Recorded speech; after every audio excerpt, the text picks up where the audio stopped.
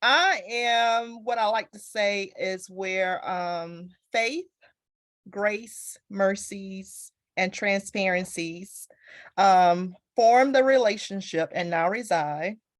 I am a breast cancer survivor that was diagnosed and healed of breast cancer February the 4th, 2015. A lot of people ask me, why do I say healed? Um, and I get the follow-up question, are you in remission? My response is always that you shall have what you say. So from the day that I was diagnosed, I have considered myself healed of breast cancer. I have misdiagnosed twice. And because of being misdiagnosed, two things happened. I've had 7 surgeries because of being misdiagnosed. And then I got introduced to Cancer Treatment Center of America through a commercial. So after the first time being misdiagnosed of breast cancer, I went in, well, let's discuss the first time. So the first time I was misdiagnosed of breast cancer, I found a lump in my right breast because every month I did a self breast exam. So when I went to the doctor to get it checked out, I was told that it was my breastbone and that if I wanted to get it checked out, I could do so. So I indicated that, yes, I want to get it checked out. And so I did, had the biopsy done. Biopsy came back that it was cancerous. So because of that, the doctor fast tracked me with a colleague who got me right in to do surgery. And she did not do a biopsy. She just went off of what the um, the screening process, that they did at the diagnostic center. And because she went off of that, I had a lumpectomy, and then that lumpectomy led to margins that still were cancerous. And then I had another lumpectomy, and that came back cancerous too. However, the doctor told me that she had got it all, and she wasn't truthful because she did not get it all. It was still cancer present in my right breast. So I was at home feeling kind of blue about the whole scenario and not really understanding it all. And was watching television, and a commercial came on. And the commercial was Cancer Treatment Center of America. So I was looking at the commercial, and while watching the commercial, I could actually hear God say that I need you to go here to get a second opinion. And so I was obedient and glad I was, and did so. And when I went to the doctor to get to Cancer Treatment Center to get a second opinion, Cancer Treatment Center started from scratch. So they did not take anything that what was done previously. They did their testing, they did their own biopsy. After the biopsy, they did the consult. We discussed that, yes, cancer was still present, and these are my options. They allowed me to make the decision on whether I wanted to have a mastectomy, whether I wanted to remove both breasts or just the one that had cancer. And they just basically gave me the facts. They told me what they could do, what they even couldn't do, what was realistic, what was unrealistic. And so based upon those facts and all the information, I decided just to remove the breasts that had cancer. So I was trusting God that I didn't need to do anything extra, that I would just remove the breasts that had cancer. So I did that. And then after I did that, I had to do chemo. Interestingly, I thought it was interestingly, for a year and a half. So I actually did chemo for a year and a half because I am ER positive, PR positive, and HER2 positive. And so when you're HER2, you have to do chemo that completes an entire year. But I had already started 6 months prior than doing the HER2, because you do the first part of it and then the HER2 is added. So went through that.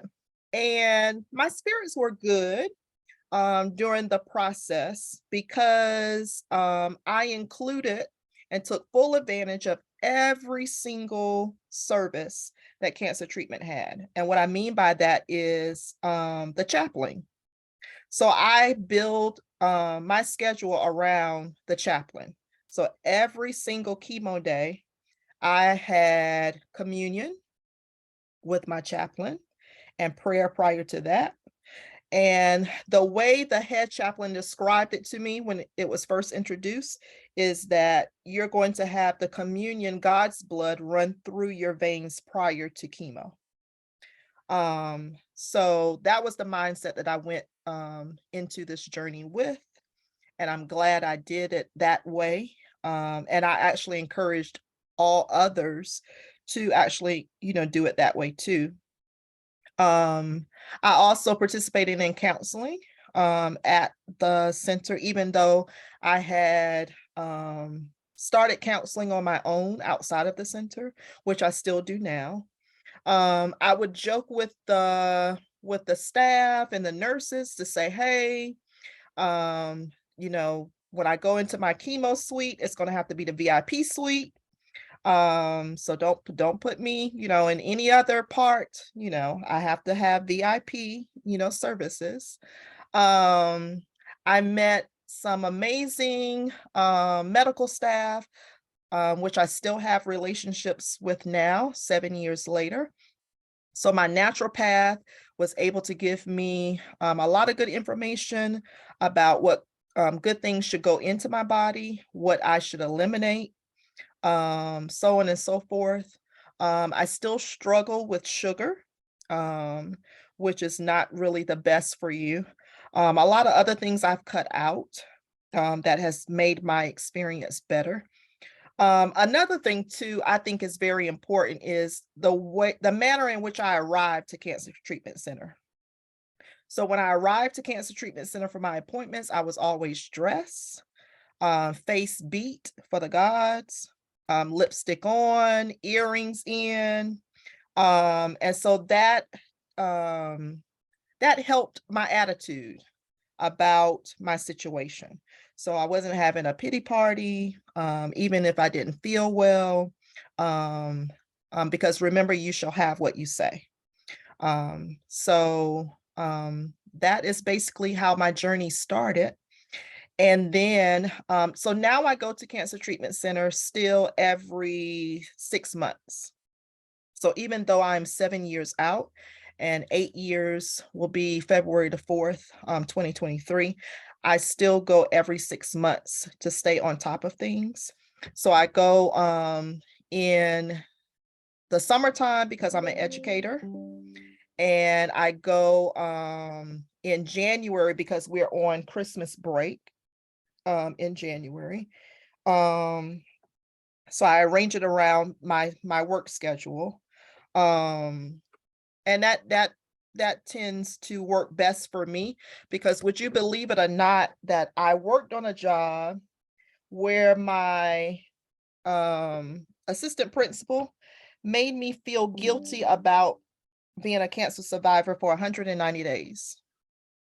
Now, I say 190 days is because an educator's contract is 190 days. So yes, she made me feel bad about my situation she thought she made me feel bad about my situation for 190 days. She would make me feel guilty about taking off for appointments. If I was fatigued and I needed to sit down in the classroom. But I just kind of kept pushing, and just kind of like Deion Sanders said, I kept the main thing, the main thing. So cancer is a beast. It is a lot. However, it's doable. You have to come up with a strategy and a plan to make it doable. So you have to have a relationship with something higher than yourself. So regardless of what you believe in, it has to be bigger than you. And you have to tap into that relationship. You have to be transparent.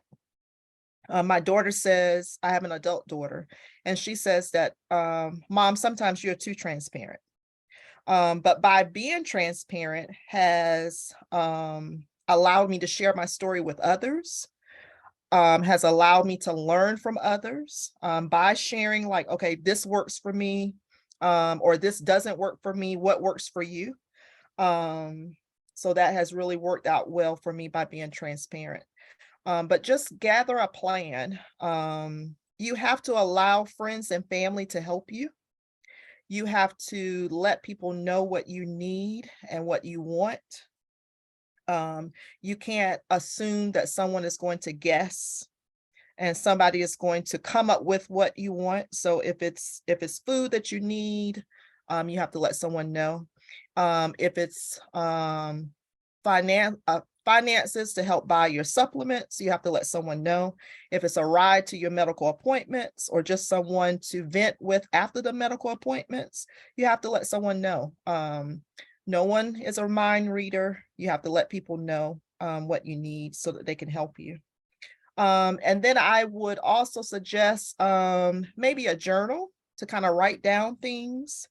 And even if it's just things that you want to do, things that you need to remember, because chemo brain is a real thing.